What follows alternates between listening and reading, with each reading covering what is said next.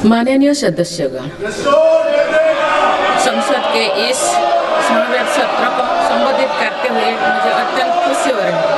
बीता वर्ष भारत के तेज विकास और विरासत के उत्सव के रूप में स्मरणीय रहा है।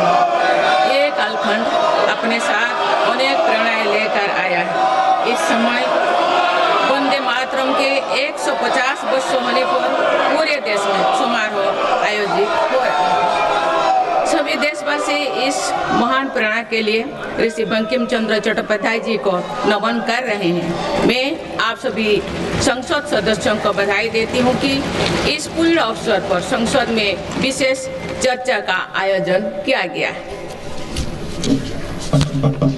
माननीय सदस्यगण, इसी दौरान देशवासियों ने श्री गुरु तेग बहादुर जी का 350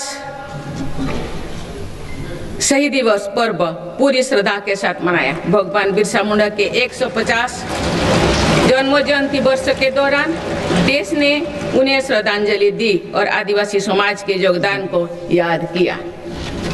सरदार पटेल की 150वीं जन्म जयंती से जुड़े आयोजन ने एक भारत श्रेष्ठ भारत के भाव को मजबूत दी। सभी देशवासी इस बात के भी साक्षी बने कि कैसे भारत रत्न भूपेन हजारिका की जन्म शताब्दी के समारोह सूर और देश का एकता के भाव से भर दिया गया है। जब देशवासी अतीत के ऐसे महान पड़ावों और अपने पूर्वजों के महान योगदान को याद करते हैं तो नई पीढ़ी के प्रेरणा मिलती है। ये प्रेरणा विकसित भारत के और हमारी यात्रा के ओर गति देती है।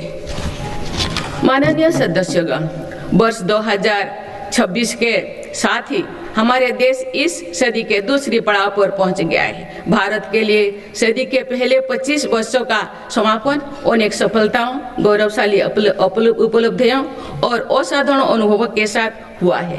बीते 10-11 वर्षों में भारत ने हर क्षेत्र में अपनी नींव मजबूत की है।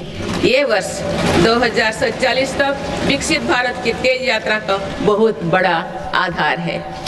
माननीय सदस्यगण, बाबा साहेब अम्बेडकर ने हमेशा समानता और सामाजिक न्याय पर जोर दिया है। हमारे संविधान भी हमें यही प्रेरणा देता है। सच्चा सामाजिक न्याय यानी देश के हर नागरिक को उसका पूरा हक मिले, बिना किसी भेदभाव से मिले।